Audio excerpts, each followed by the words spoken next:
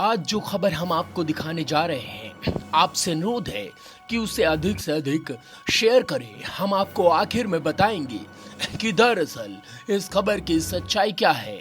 दोस्तों, आपसे अनुरोध है कि सच्चाई अधिकतम लोगों तक पहुंचे, इसलिए आप इसे शेयर करें। बहुत सारे लोग हमारा साथ नहीं देते हैं, शेयर नहीं करते हैं, इसलिए हमारे जैसे चैनल वायरल नहीं हो पाते हैं। दोस्तों, इंदिरा प्रियदर्शनी ने नेहरू वंश में अनैतिकता को कायम रखा। बौद्धिक इंदिरा को ऑक्सफोर्ड विश्वविद्यालय में भर्ती कराया गया, लेकिन अच्छा प्रदर्शन न करने के कारण उन्हें वहां से निकाल दिया गया। फिर उन्हें शांति निकेतन विश्वविद्यालय में भर्ती कराया गया, लेकिन बुरे आचरण के कारण गुरुदेव रविंद्रनाथ टैगोर ने उन्हें बाहर निकाल दिया। यह खबर सोशल मीडिया से है।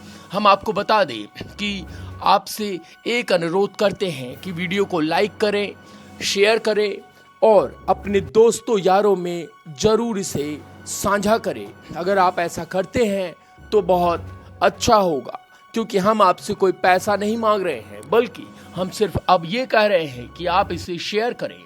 शांति निकेतन से निकलने के बाद इंदिरा अकेली हो गई, क्योंकि पिता राजनीति में व्यस्त थे और माँ स्विट्जरलैंड में तपेदिक से मर रही थी। उनके अकेलेपन के साथ खेलते हुए फिरोज खान की, जो कि नवाब खान नामक किराना व्यापारी का बेटा था, जो कि इलाहाबाद में मोतीलाल नेहरू के घर में शराब आदि की आपूर्ति करता था, उनके करीब आने में सक्षम हुआ। महाराष्ट्र के तत्कालीन राज्यपाल डॉक्टर श्री प्रकाश ने नेहरू को चेतावनी दी कि इंदिरा गांधी का फिरोज खान के साथ अवैध संबंध है।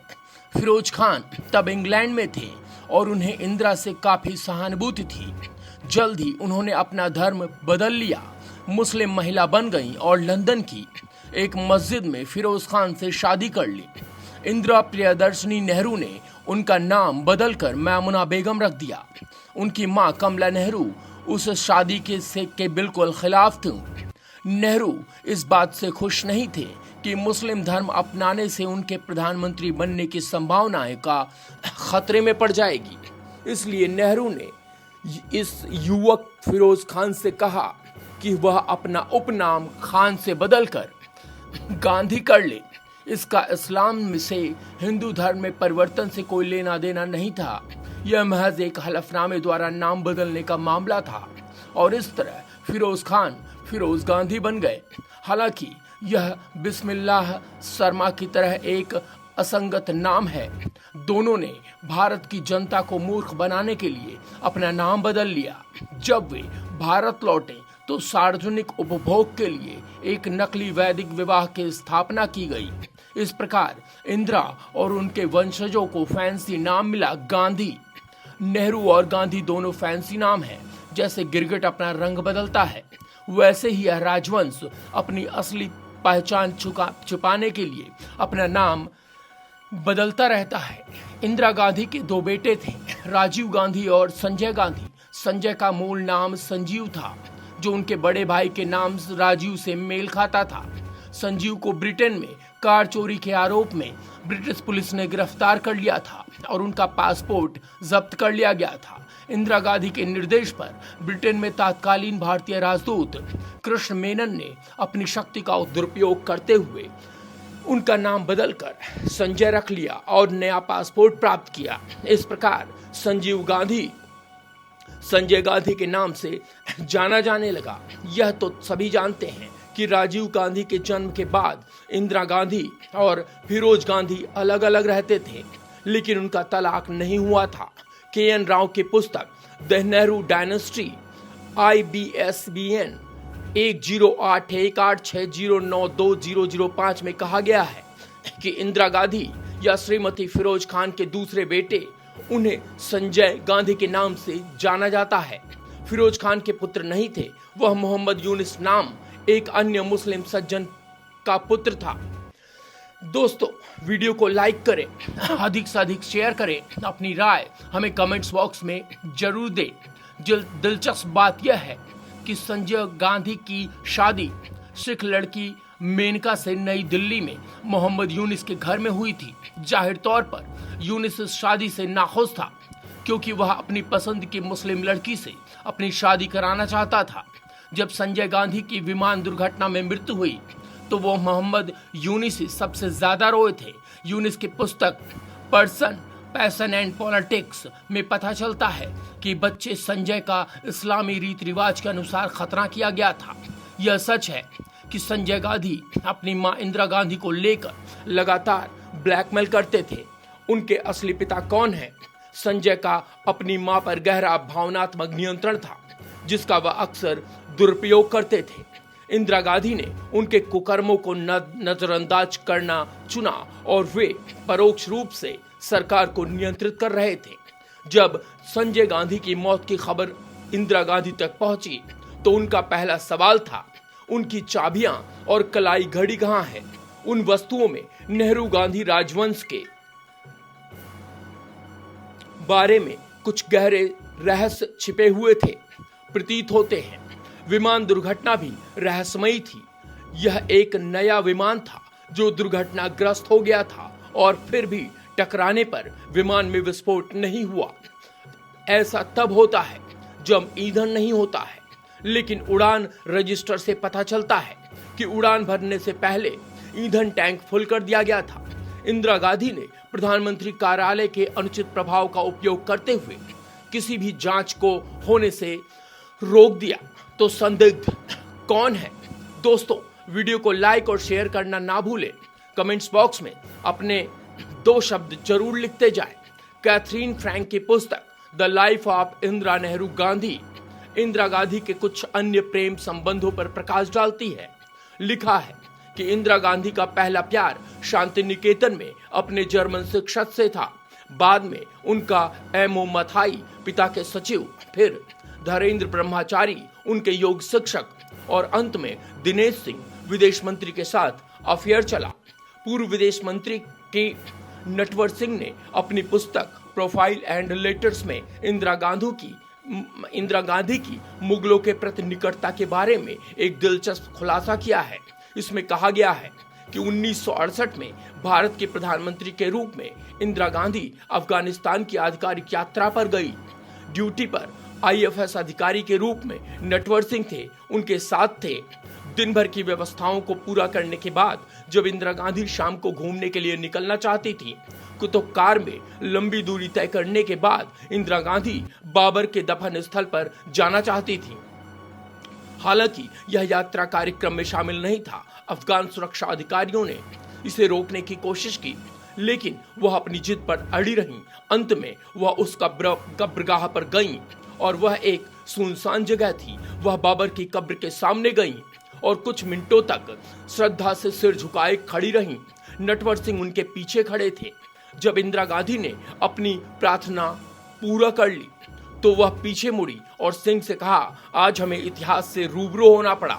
उल्लेखनीय है कि बाबर भारत में मुगल शासक का स्थापक था जिसमें नेहरू गांधी वंश का उदय हुआ। यह गिनना मुश्किल है कि उच्च शिक्षा के कितने संस्थानों के नाम राजीव गांधी के नाम पर हैं, लेकिन राजीव गांधी स्वयं निम्न क्षमता के व्यक्ति थे। 1962 से 1965 तक उन्होंने ट्रिनिटी कॉलेज कैम्ब्रिज में मैकेनिकल इंजीनियरिंग पाठ्यक्रम के लिए दाखिला लिया, लेकिन उन्होंने बिना डिग्री के कैम्ब्रिज छोड़ दिया क्योंकि वह परीक्षा उत्तीर्ण नहीं कर सके। इसका खुलासा अभी हाल ही में मणिशंकर अय्यर ने भी किया है, तो इसकी पुष्टि होती है। दोस्तों, अगले वर्ष 1966 में उन्होंने इंपीरियल कॉलेज लंदन में प्रवेश लिया, लेकिन फिर भी बिना डिग्री के इसे छोड़ दिया। उपरोक्त पुस्तक में के.एन. राव ने आरोप लगाया कि सोनिया माइनो से शादी करने के लिए राजीव गांधी कैथोलिक बन गए। राजीव रॉबर्टो बन गए और उनके बेटे का नाम राहुल और बेटी का नाम बियांका है। काफी चतुराई से भारत की जनता के सामने राहुल और प्रियंका जैसे नाम ही पेश किए जाते हैं। व्यक्तिगत आचरण में राजीव बिल्कुल मुगल थे। 15 अगस्त 1988 को उन्होंने लाल किले की प्राचीर से गुजरते हुए कहा था, हमारा प्रयास देश की उन ऊंचाइयों पर ले जाने का होना चाहिए जहां पर लगभग 250 से 300 साल पहले था। उस समय औरंगजेब का शासनकाल था। जो जॉर्जिया शासक और नंबर 1 मंदिर विध्वंसक था।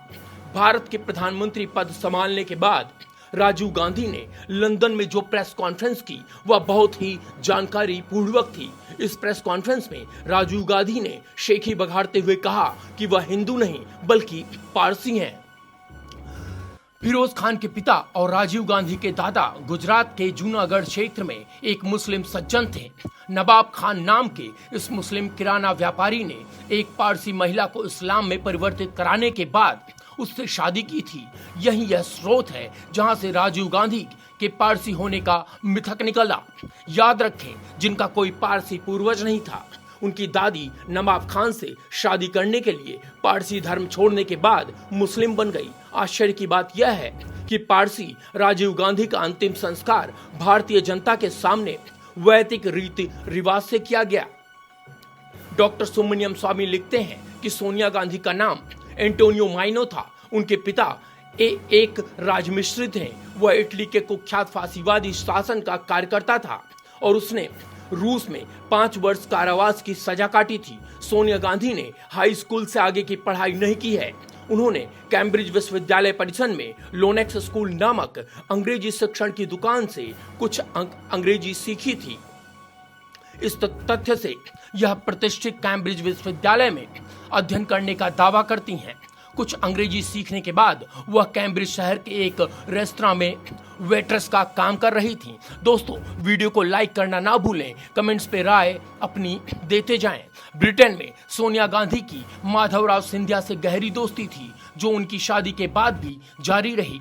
1982 में एक रात 2 बजे माधवराव सिंधिया और सोनिया गांधी एक साथ अकेले पकड़े गए जब उनकी कार IIT दिल्ली के मुख्य द्वार के पास दुर्घटनाग्रस्त हो गई।